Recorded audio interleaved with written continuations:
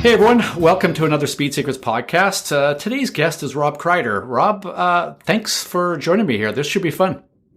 Absolutely, Ross. Thanks for having me on today. I greatly appreciate it. You know, it's funny because I've read a lot of your articles. I have to say, I've read most of your articles in the NASA SpeedNews thing, your Toolshed column, which is cool because it's just it's so basic. I mean, so practical, so hands-on, and I just like that approach. So I like your writing, and I also like your the content that you're putting out there. So thanks for doing that. I know there's a ton of racers and track day drivers out there who just, they should be eating up that stuff. Well, I appreciate that, Ross. I think that you and my dad are the only two people that I've ever met that read that column. So greatly appreciate you and my dad reading the Toolshed Engineer. That's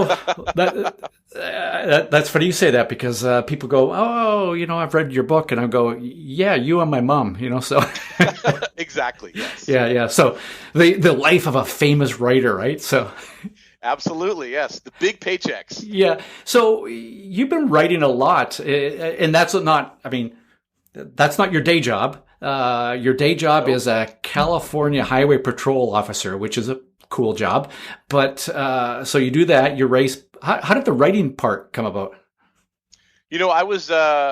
I grew up reading Road and Track, who you write for right now, and I read your column there. Yeah. Car and Driver, Hot Rod Magazine, and writers like P.J. O'Rourke and Brock Yates. I just thought they had such great sense of humor, and I was into cars. My dad, he had a subscription to all these magazines. We just had car magazines all over the house. So I kind of grew up just reading these, and I just thought to myself, man, I really want to do that. I want to be able to go be a sarcastic dude, drive a Porsche, and then write an article for Road and Track. So that was kind of my goal. And then I went to college for journalism. And then life threw me a curveball, and I wasn't in college anymore, and I got a girl pregnant, and so I needed to get a job super fast. And so there was these people that were offering me a pro ride where they would pay for the gas and the tires, and I could drive as fast as I wanted, and that was the California Highway Patrol. So that is my pro racing effort. So, the CHP has this incredible facility in Sacramento, California. We have our own road course out there. We have a slick track, a mock neighborhood for doing pursuit training. We get to pit other cars. They have just full roll cage race cars out there. So for me, as a kind of a wannabe racer, it was just this fantastic career and opportunity to go racing. So I really kind of wanted to be an instructor for the academy, kind of like the Top Gun. And so I got an opportunity to do that. And then later I was kicked out of there for being too hard on the equipment. So it was very aggressive. Yes. So they said, we're not looking. They told me, you don't need to be a race car driver to be an instructor at the California Highway Patrol Academy. So I said, okay, fine. I'll just go race my car somewhere else. So my goal of being a writer for Road and Track got sidetracked with my real job, which is, making California the safest place to live and travel. But ultimately I never stopped writing. So I wrote for a bunch of different magazines and websites like Jalopnik and Speed Sport Life. I write for Turnology magazine and FordMuscle.com. So, like anybody, as an independent writer, I've probably written for 30 different titles and 28 of them don't exist anymore. That's pretty common. So, yeah. And then I actually wrote a book called Cadet Blues about going through the California Highway Patrol Academy, which is a very funny read. It'll make you laugh. Lots of cool car stuff in there. So I wasn't really ready for that paramilitary experience that the CHP Academy was offering. A lot of people are spitting in my face and yelling at me, and I didn't understand why.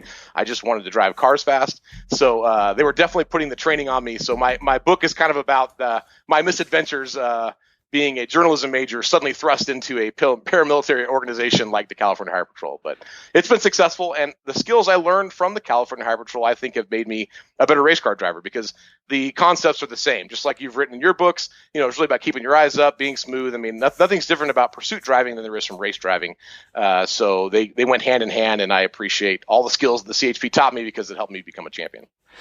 So I used to teach police recruits and did a lot of police driver training, developed a whole, basically a driver training curriculum for the Vancouver Police Department. I'm from Vancouver, Canada. So the Vancouver Police Department and RCMP did a bunch of training with them and stuff like that. And I got to tell you, it was some of the most fun training that I ever did. And I'll tell you, I got to share this story with you because you'll appreciate it maybe more than our listeners will. But one of the most fun things that I ever did was putting them on this course where they had to drive within the course, and it was basically their job to pursue me.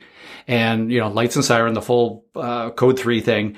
And with a recruit, and I don't know if you can relate to this, but with a recruit who was pretty new to this, they could get pretty hyped up, ramped up. Oh, yeah, absolutely. That adrenaline the red mist is definitely involved in pursuit training. Yeah. Sure. And of course, I was in this position where I could walk up to them and I'd come up and kind of poke them in the shoulder, and then I'd flip their hat off and then say, you couldn't catch me if, like this. And I'd go and get in his car. And then they had to chase me, and they had to drive precise and not hit cones and all this kind of stuff. And of course, I could be a little bit of a Yahoo out there. And it was great fun just to wind them up. The bad news was, sometime, like a year later, I'd be driving along in the street in Vancouver, and I'd be sitting at a traffic light, and all of a sudden a light and siren would come on, and this cop would walk up to me and go, now it's my turn, and just give me a hard time, and we'd laugh about it. But yeah, that is really funny. Yeah. So during my code 3 training, I was dedicated to catching the instructor. I was like, I am going to get this guy. I was just hell bent on making sure I got him. So it was definitely on when I was out there for sure. Well, so it's interesting. And what I saw was, there were certain cops that could manage the red mist, and some, no matter how much training you put them through, couldn't. And I'd say the same thing applies with race drivers. What are your thoughts on red mist, and how do you manage that? And, does being in a position where you get to experience that on a more day-to-day basis, I'm not saying every single day you're off on a full-on chase or anything like that, but right. You probably experience it more than the average person does. Does that help you? Yeah, it does. I think that for me, I think just talking on the radio and being able to drive was a skill that I was able to transfer from, pursuit driving to racing, because I'm on the radio on our race team, just blah, blah, blah all the time. Very comfortable doing that. But, in regards to the red mist, it's a real thing for sure. And, it certainly increases tunnel vision. And as you get enormous amounts of adrenaline, you will contrast your eyes. You will definitely start looking in a very small space with your foveal vision only, and you won't see what's in your peripherals. And it's a very dangerous situation. So you have to really be cognizant of that, both in pursuit driving and race driving. And now I have a teammate on my team. We both race together, Keith Kramer. I would say he's more the emotional driver on our team than I am. And you could definitely see it affect his race, good and bad sometimes. So sometimes he needs to be chasing something. If he's in second place, he can get you. You put him out in front and everyone just catches him. So he sort of needs a little bit of red mist to inspire him. But then too much red mist, like emotions, get a hold of you. So let's say something goes bad early in the race. And I've seen drivers that could never really overcome that, right? You have 40 more minutes in this session, but they're still mad about something that happened in turn 1, and they're screaming about it on the radio. They can't get over it, and it affects their entire race. Yeah. And for me, I'm like, hey, that happened. Let's move on from here. Where do we go from here? You just got to put it behind you and just drive forward, eyes up, beyond the hood. And so you can use that red mist to give yourself a little aggression, and I like aggressive driving. But if it consumes you totally, you get tunnel vision, you lose focus of what's important, and ultimately I think it will harm you. So do you have a method, a trigger, something that brings you back? Because, it's one thing for, I could even get on the radio and say, calm down. Well, that doesn't help. Pretty much all it does is tell you that you have to calm down, and maybe wind you up even more. So do you have some kind of method or, like I said, a trigger or something like that helps you? I definitely do. I talk to myself on the car, which is kind of funny because when you listen and watch our in-car GoPro, you'll hear me just like chatting up with myself. So if I miss a shift, you'll hear me say like, no big deal. It's no big deal. You're good. You're back in gear. Just concentrate on what you need to do now. And just kind of always tell myself like, don't just think about bad things. Always think about positivity and going forward, because as you're trying to stack laps together, that's the only thing that's going to help you stay out in front in the racetrack, is just being in control of your emotions. And, racing is a very chaotic thing with a million different factors that can come in and make things work or not work. And you can only control so many of them. So I try to just think about the things I can control and then just calm myself at all times. How about breathing? Definitely breathing in pursuit training. We call that tactical breathing. We talk about that, like really being super, super concentrating on breathing. I do yoga and stuff, so I'm always, very cognizant of my breathing. It's something that I always consider because you need oxygen to live. It helps you calm yourself down. I don't think other drivers often think about it, but it is certainly an important factor. It's funny, the same thing with the GoPro. We have our radios are hooked up to Samson Racing Communication deal where the GoPro records all the audio in our helmet, so we can hear our spotters and stuff talk, and it helps us with our strategy. And you hear my breathing a lot. You know what I mean? So, and people kind of make fun of me, but I go, no, that's good. Like I'm breathing on purpose. Like even if it's heavy breathing, I'm working through the oxygen to keep my brain healthy and working. I've told the story a few times that years ago I was driving down I-5, and we were pulling off an exit to pull off and get some gas, and I pull off and kind of coming around the off ramp, and a friend goes, "You're weird," and I'm like, "Well, what do you mean?" And he goes, "Just the way you breathe," and I'm like, "I'm practicing," because every time I would come to an off ramp off a freeway or any kind of a sweeping quick corner, I would go and exhale. And, I was practicing, and my friend thought I was weird, and I fully admit that I am weird, but, I think that that's something I just practice at the point where that's natural. And I guess being able to do that, and the way you're thinking about it, the way you're talking about it, you do it on a pretty regular basis. So it probably makes it feel easy in the car. I had a similar experience. We were doing some just driver education training with the CHP. So we'd set up a kind of an autocross course, and I was giving different people that I work with rides around the track. And so I'm like, hey, I'm going to give you guys like the e-ticket ride right now. So I get through, I drive the thing, and I'm trying to, be super impressive. And hey, look at me, I'm a big race car driver. And then the guy in the right front seat, he goes, you totally changed. You just started like breathing, and your concentration went up. He's like, I've never seen you like that before. And I thought, oh, that's weird. I never noticed that. But he certainly recognized, like your passenger recognized too, that when you get into race mode, you get into race mode. You know what I mean? That's what it is. Yeah. And other people are like, whoa, that's you transformed all of a sudden. So that's a real thing. How are you seen within the CHP? Is it kind of like, oh yeah, Mr. Race Car Driver, or is it like, wow, he's a race car driver? No, it's wow, he's a race car driver. I'm a national champion, so I take a lot of credit in that. And, I give props to the Higher Patrol for helping me with that training. But, I've moved up in the organization. I'm an assistant chief now for the California Higher Patrol. So I get around, have a lot of influence. And so a lot of people know kind of who I am, what I've did. And a lot of people have read my book, obviously. And my book illustrates being a race car driver as a cadet. So it's kind of common knowledge who I am and what I do.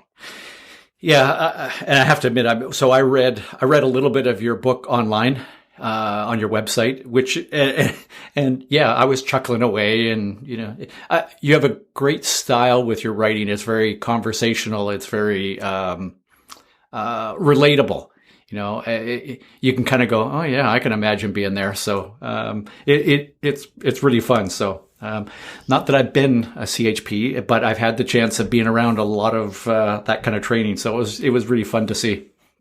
That's cool. Yeah, no, you definitely have got to kind of peek behind the curtain as a guy doing the pursuit training. So that's cool. I appreciate the compliment. That's really kind of how I try to write, to be very relatable and funny. I tell people all the time, doesn't matter if you ever wanted to be a police officer, like Cadet Blues will just make you laugh. It's a very funny book. Yeah.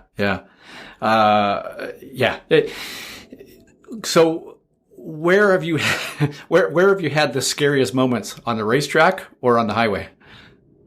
Actually, certainly on the racetrack. I've been on fire, I've been crashed, and I luckily have avoided that with the California Higher Patrol. So, like when I'm sure as an instructor, we don't really teach our guys to run 10/10s because we're out there with the public, and even if we're chasing somebody, that's just not as important as keeping people alive. Yeah. On the racetrack, I drive with absolute total aggression, so that's something I never do out on the street. I'm always very smooth and very careful, and I definitely have never lost a pursuit. No one's ever gotten away from me in my career, but I never really put myself in positions on the road that I have on a racetrack. So driving in anger on a racetrack is a very, very different thing, and so I've definitely had more oh my gosh moments at the track than I ever did out there on the road.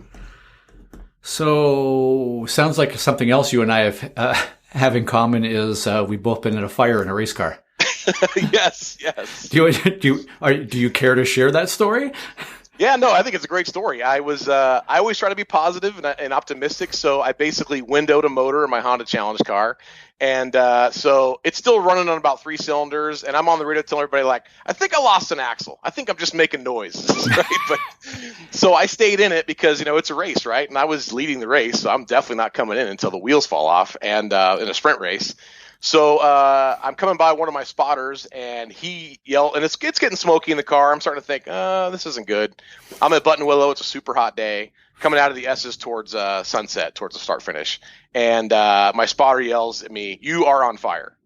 And so I thought to myself, he's got no reason to lie to me. Right? So Correct. I trust this guy.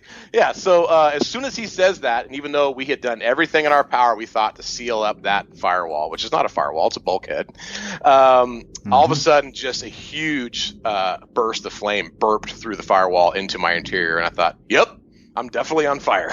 This is not good. So then I'm in that life or limb versus thing. Now, I will tell you this, for any of your listeners, this is a very important thing. I'm an endurance racer. I did a lot of endurance races, like the 25 Hours Thunderhill. And so as an endurance racer, you practice getting in and out of the car very fast for pit stops.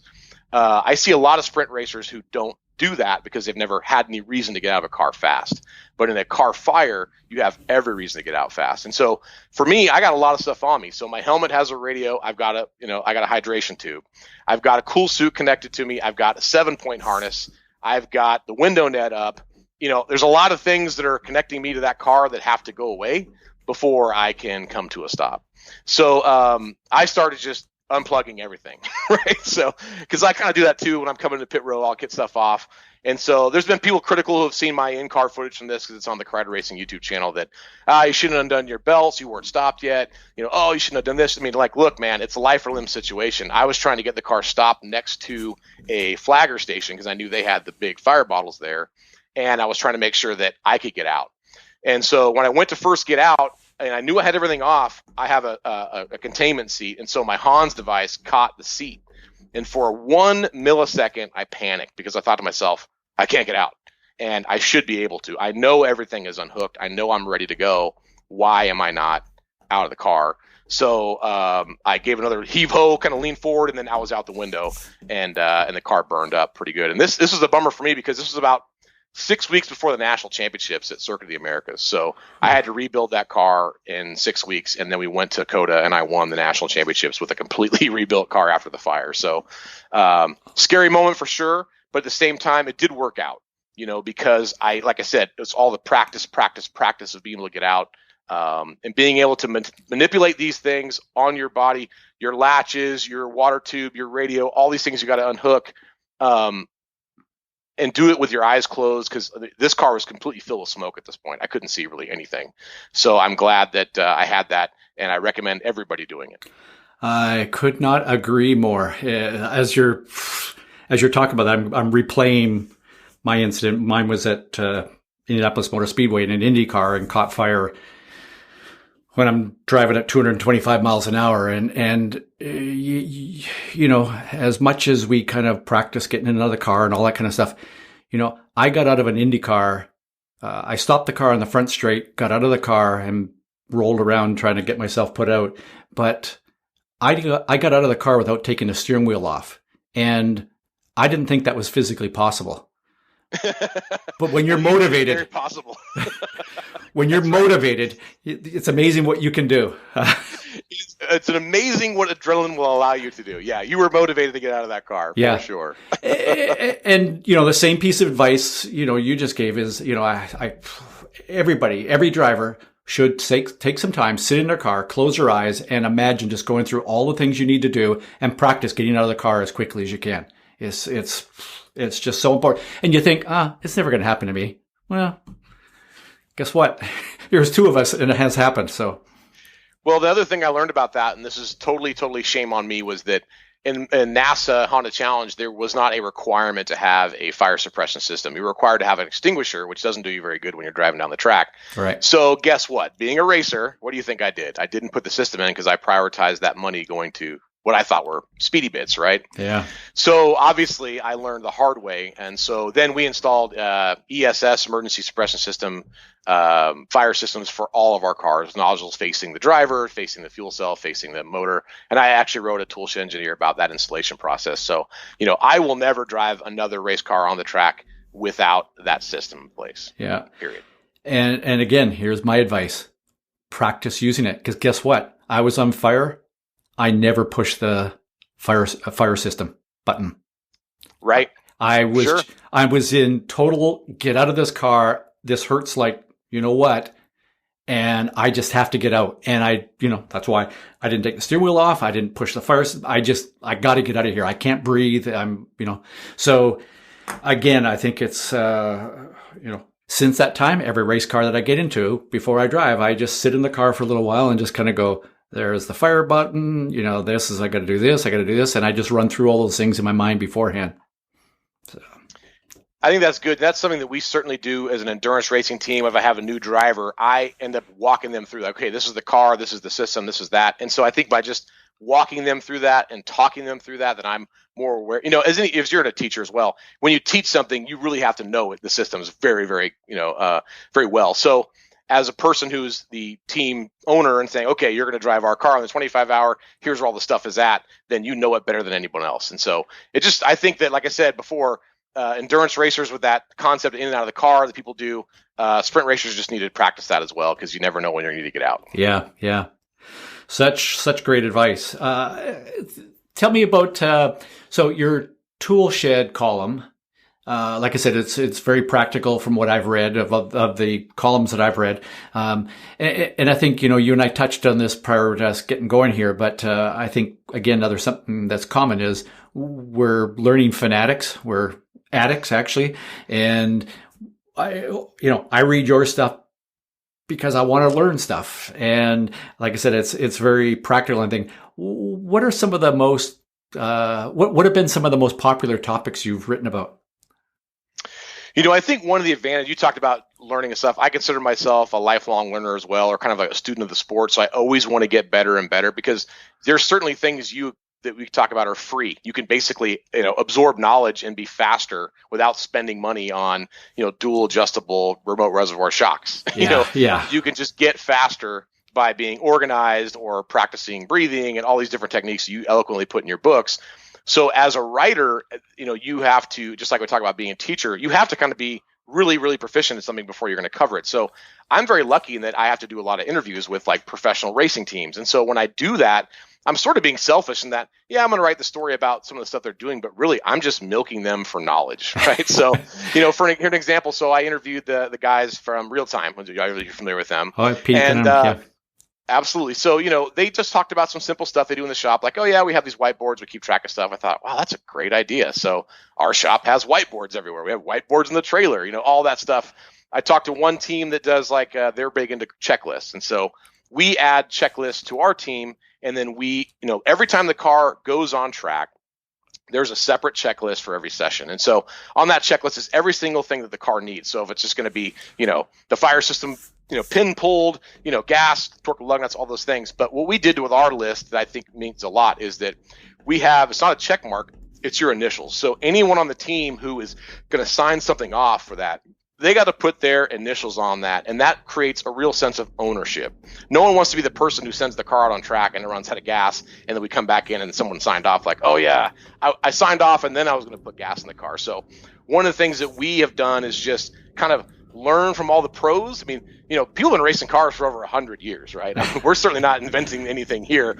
We're just trying to talk to people who are much more successful in this and try to absorb as much as we can to make ourselves as an amateur racing team as professional as possible. And so in doing so, I think that's really helped us to become more successful.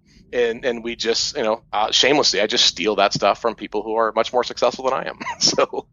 Well, and you bring up a great point, and this is something that's frustrated me a lot recently is seeing teams that are really focused, teams, drivers, whatever, they're so focused on the trick, double adjustable shock absorber, whatever. And yet they're just missing the basic stuff that's, organizing the trailer so that you know where everything is, labeling your toolbox, like you said, checklists and whiteboards, and just putting those things that cost nothing or next to nothing, but they really make the team and everything more efficient. And there's probably more speed that's going to come from that. For sure, there's going to be more reliability, and absolutely for sure, there's more safety that comes from that. Oh, for sure. One of the best things I ever bought for my racing team, and it wasn't a fancy, lightweight wheel. It was the Brother P-Touch label maker.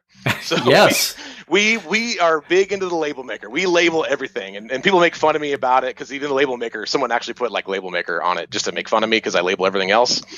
But essentially, we're not a professional racing team. We have volunteer crew members who might be showing up to play with us for the first time ever.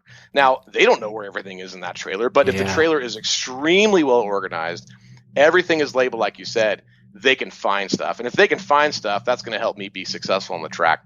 We have these bins. So let's say we're going to do an axle swap, which is very common in Honda Challenge. We like to blow up axles. But we have, basically a bin with axles in it, with the exact tools need to be done, with laminated instructions about all the tools you will need, what order, what the torque specs are. Anyone can grab that bin and go put an axle in our car in about 2.5 minutes because everything they need is right there. It's just an instantaneous problem solver. And so we certainly learned that through the years of motorsports, but those are the small things that I think kind of separate us from my competitors, is that we just have a lot of spares and we're organized, even if it's somebody who's never been with us before. Because of the Brother P-Touch, they can know where they can certainly find it.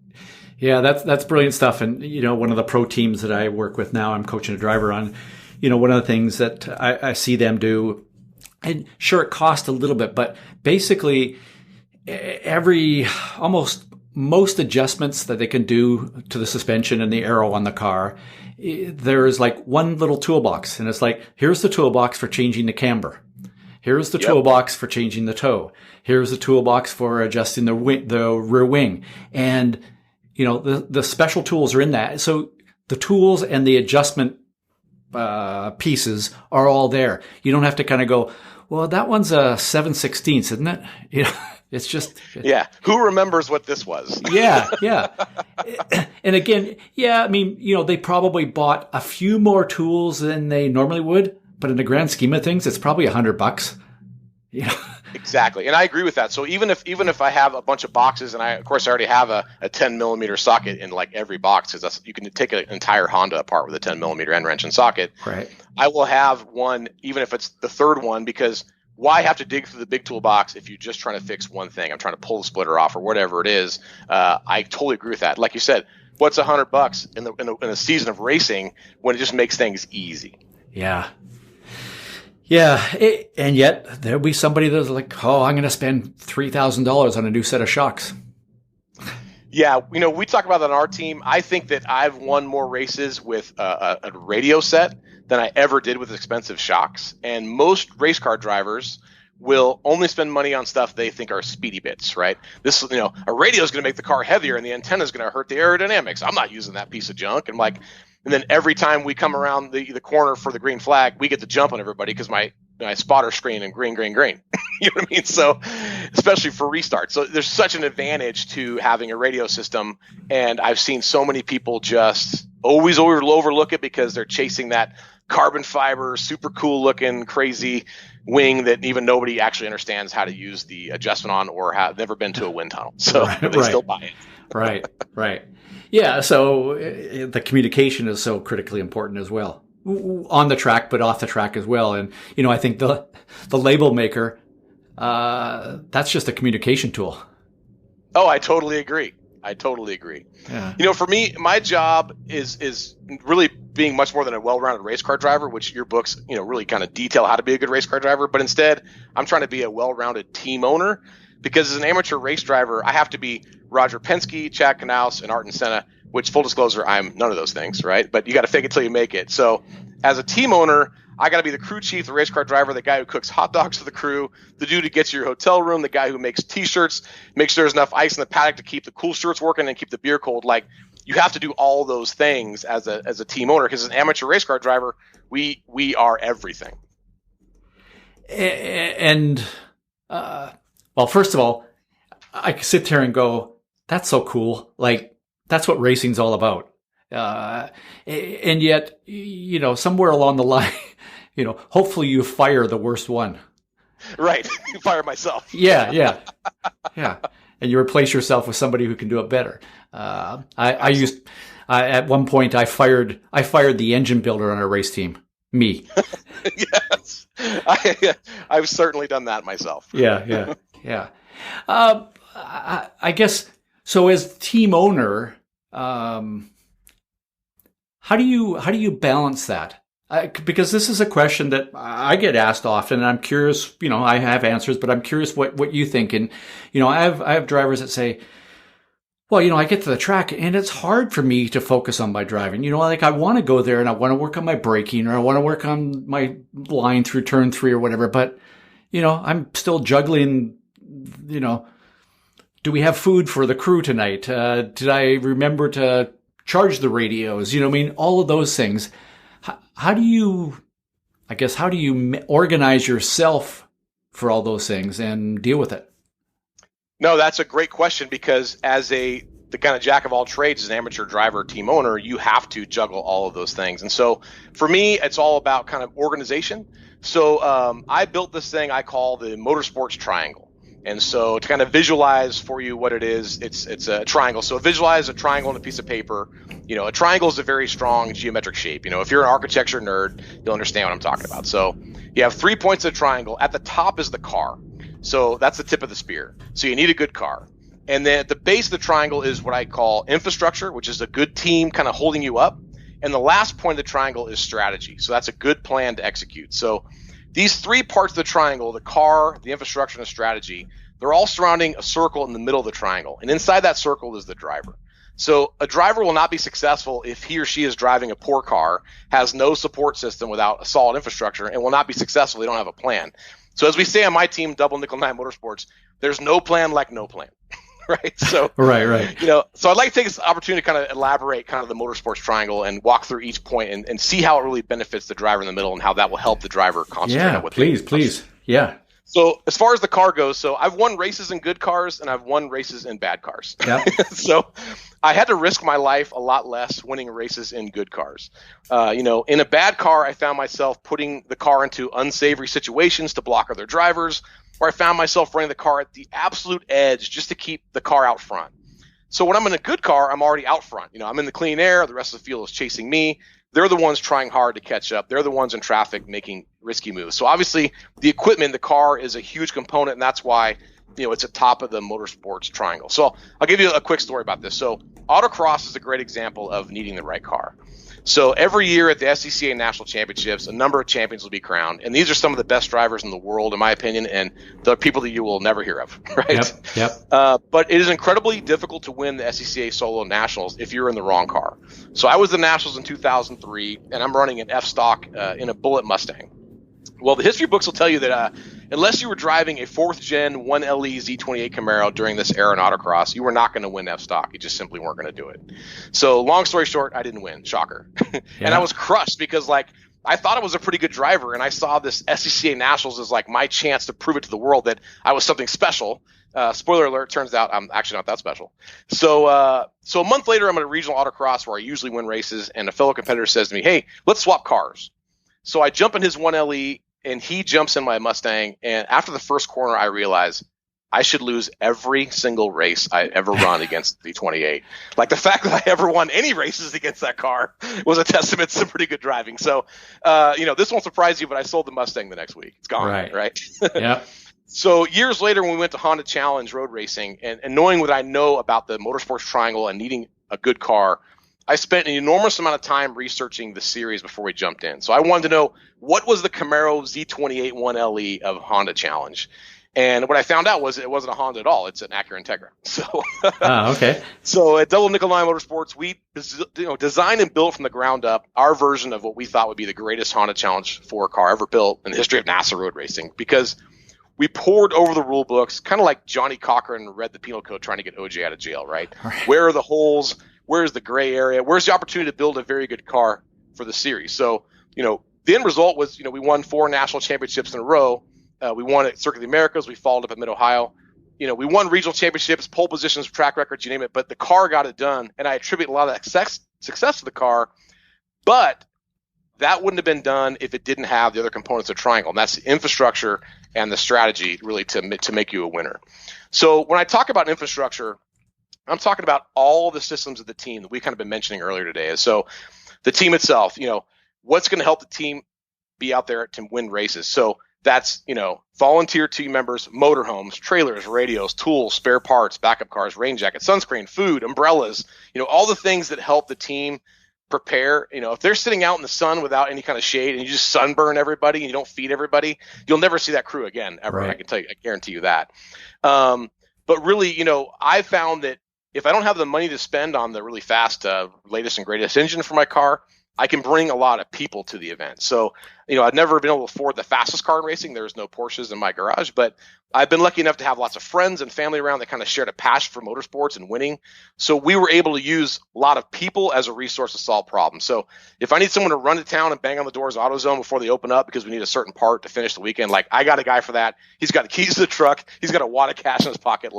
Go solve problems. We made a documentary film called Double Down, which you can see for free on YouTube. It's an hour and 15 minutes. Yeah. And it's from the 25 Hours of Thunderhill when I ran a 2-car team. And that really illustrates the strength of a deep, deep bench of infrastructure. So I had 2-car team. I had 60 people with me at that race.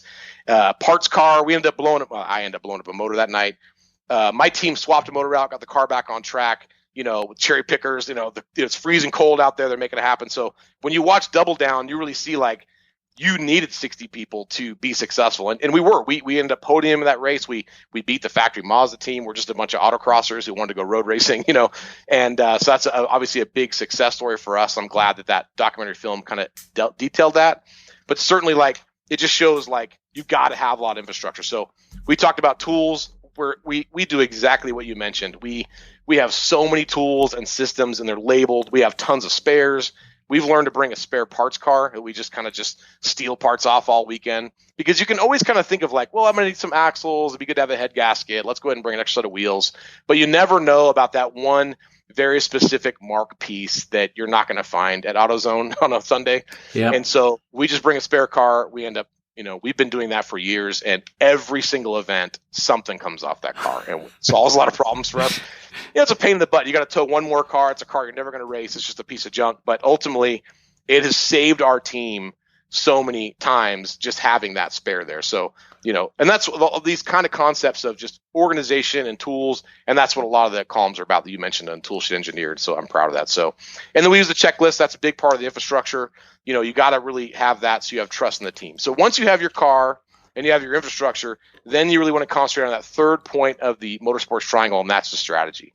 So, that's dealing with race starts, season-long championship points, understanding the rules, being ready for a protest, racecraft, pit stops during endurance races, driver lineup, managing tires, managing renewable resources. You have to have a plan for success, and that's what strategy is. You got to have a plan, So our team has won endurance racing championships. We've won sprint racing championships, I think a lot based on solid strategy. So, everything in life is based on a set of rules and regulations. It's life is like a game board, and you have to kind of move throughout the game board based on the rules of the game. And racing is exactly the same. So your ability to move around the game depends on those racing regulations. So a person who knows those the best has a chance to roll the dice a second time and improve their odds of winning. So knowledge is power. You don't want to get a stupid penalty by not knowing what the pit speed is and getting a penalty for 5 minutes at the 25 hour, when if you just understood the rules and made sure all your drivers, your team know it, that strategy helps you stay out of the penalty box. So that's something that we've always utilized. So for example, strategy. So when I was at Mid-Ohio this year for the national championships, Honda Challenge does standing starts. And so, as a person who'd never been to Mid-Ohio before, I'd gone through the Mid-Ohio school. In fact, probably somebody you racing against, Brian Till, IndyCar driver. He was my instructor there. Love that guy. Yep. He gave me the line. I mean, he gave me the keys to Mid-Ohio, I believe, and helped me be successful there.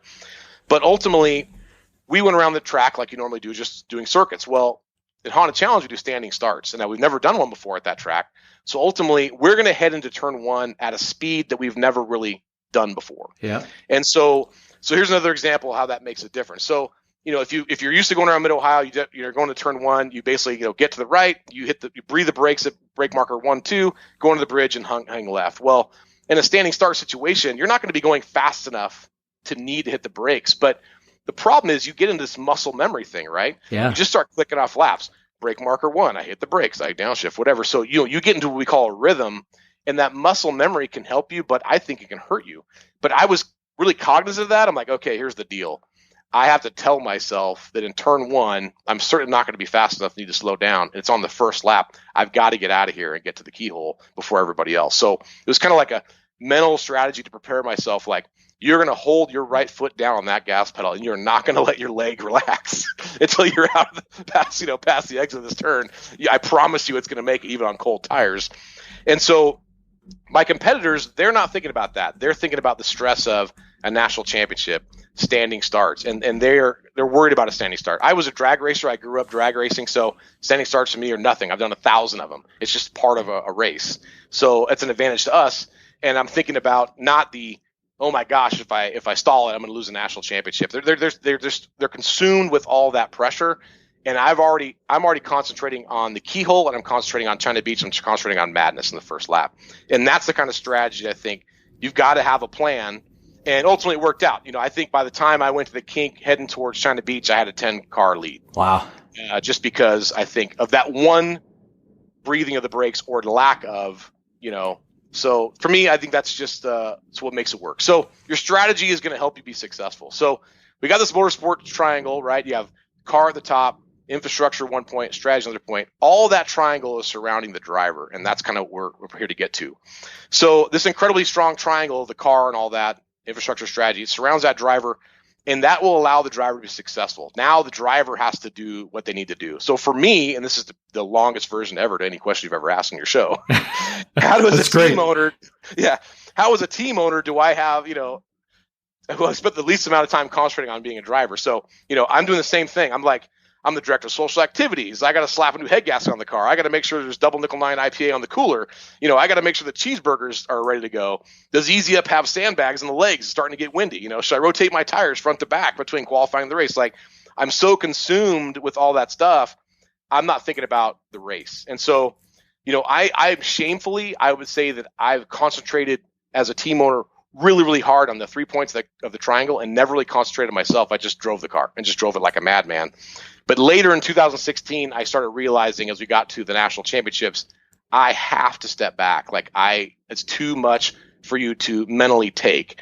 So at some point during the weekend, I essentially just hand my car over to my engineer, Stephen Young, and my brother, Randy Krider, and say, look, the car is yours. I've gotten us to this point. I got the entry fee for us. I got you guys in the gate. I got you a T-shirt. I got you a hot dog. The car is ready to go. You guys, you guys just take it over. I will walk out of the motorhome. I'll look at the checklist. If it's good, I'm in the car, and I trust them inherently. And so that was the first time I ever just left the team behind and trusted my guys and got up early. I walked around the entire circuit by myself as the sun rose. I looked at the edge of the track. I saw where a lot of ruts had built up during the long race weekend. Where could I get away with something? How hard is the exit of this corner if I decide to go a little farther and use a little bit of dirt to keep out of the exit of the corner? I realize I'm just thinking about how many times am I going to light up the front tires, heat the tires up for the standing start, like all the things that I need to do just about me.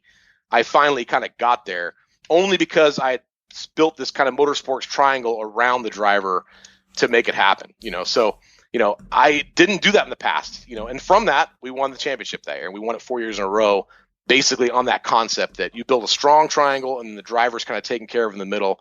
And that way I could do what I need to do. So I wasn't thinking about, the cheeseburgers, or the radio, right, or just someone in charge of the transponder last night. I finally had to say, okay, I've got a time management skill and make it happen. And so, that worked out. But there's been sometimes it doesn't matter. Like I'll be walking to get in the car and someone's like, hey, do you have an extra hat? Can I get one on the trailer? I'm like, yeah, sure. Because I'm never going to yell at a volunteer crew member because they will never be back. So I'm like, absolutely. Let me get you a hat. But welcome to the team. Thanks for being here. Now I'm going to go drive this race car super fast, And so I think that's really what helps it. So, that motorsports triangle concept, the car at the top, infrastructure, and strategy at the bottom, all surrounding the driver. I personally ensured that my car strategy infrastructure were super strong, so the driver had to do less. And I concentrated on the triangle more than I concentrated on driving, and we still won races. But once I had that triangle super built and it was solid, and then I concentrated on driving, then I won multiple championships. And I think that's attributed to being able to let go a little bit. And that's just having a lot of friends around that'll help you, and everything being labeled and making it easy for them. And then as I've gone on, I thought, okay, what am I not doing? So when I read your books, I listen to people on your show or people I really, really respect, I think to myself, what am I not doing that the next level guy is doing? So for me, it was always about kind of wellness and fitness. So it's like, okay, I need to be doing yoga. I need to get in the gym. I've won races fat. I've won races skinny. It was easier when I was skinny, right? So, yeah. I certainly get that. But for me, when I started the team, it was like I was just trying to get us to the track. And so I thought it was more important to make sure the triangle was built than it was to just concentrate on driving. And maybe I was just lucky enough that I could just drive and it worked out. But I certainly became a better driver when I concentrated on that specifically. Well, what's interesting is you were talking about that. I mean, first of all, the motorsport triangle, it's really cool. It's a great way to think about it. And again, very practical too, right? It's just, you got to have that. But the thing that hit me as you were talking about that is I've driven for teams where, I can be pretty stupid in a car. Meaning I can kind of shut off my brain and just drive and not worry about things. But, way, way, way, way back in that little hollow thing in my head or area in my head, there's trust. And, if you're driving a car and you don't see some of the infrastructure, some of these things, you go, I wonder if the wheels are tight. Yes. But the way you've described this, I'd be sitting there going, man, I can drive the wheels off this thing because I know that everything's looked after. So I think what it does, a big part, I think, is you get in a car and you just trust everything's under control. I can do my job now.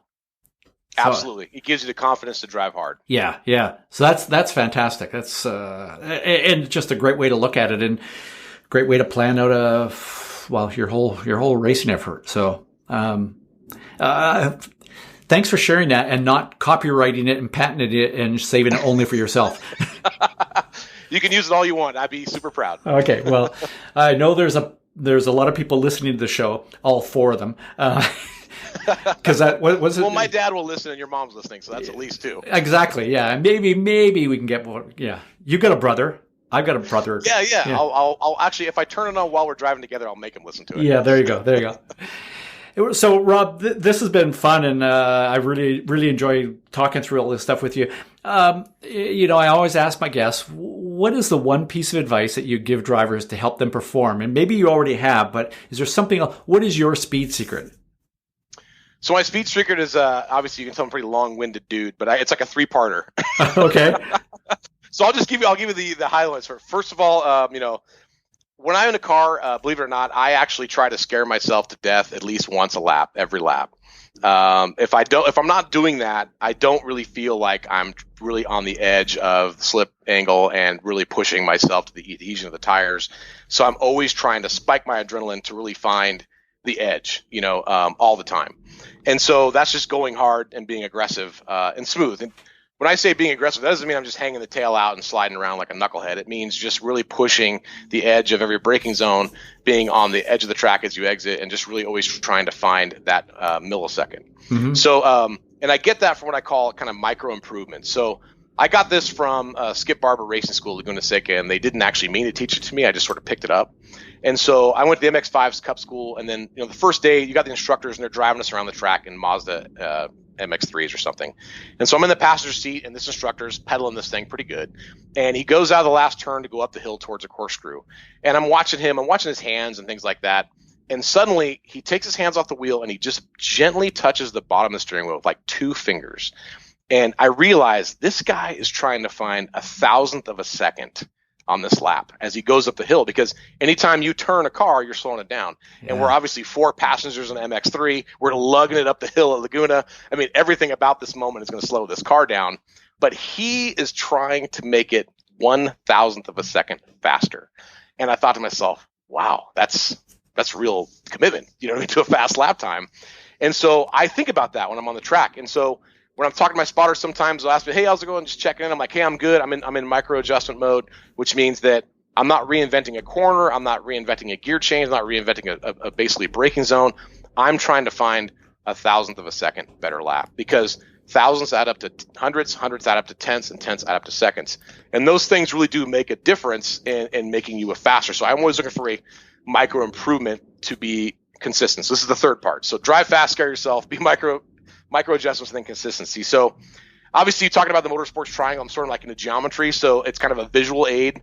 So when I talk about consistency, one of the things that help make my team national champions, I think, is consistency. So you got to stack one lap on top of another in racing to ensure you stay out front. So I visualize it this way. Each lap time is a geometric block, a block of time. Think of it as a rectangle kind of sitting on its end vertically. So the slower the race lap, the taller that block is vertically. And as you go around the track and click off laps, you're going to start stacking these blocks of time, these rectangles, one on top of another. So the issue with this is you can't delete any of these blocks. So if you had a bad lap, well, that lap is there in the stack. That big, long, slow block is in that stack. And even if you set the fastest lap time of the race on the next lap, you're stacking that short, fast race lap block on top of that long block. So you're obviously better off to stack short, consistent blocks on top of each other, because when the race is over, the person who has the shortest block of tower blocks will cross line first. So, that may sound super obvious, like, yeah, duh, be consistent, but to me, it's the visualization of what each lap is being this block, and how can I make sure every block is as short as possible, so my stacks of blocks is as small as possible. And I've seen drivers of racing against, we'll win by half a lap. We get out of our cars, we're all celebrating. They'll come up to me, they've got their phone out already, they're looking at, Race Hero app, going like, well, you only got me by a tenth of a second on the fastest lap of the race. Like, yeah, but I won by half a lap. Who cares? Yeah. Like, you didn't cross the finish line 1/10 of a second from me.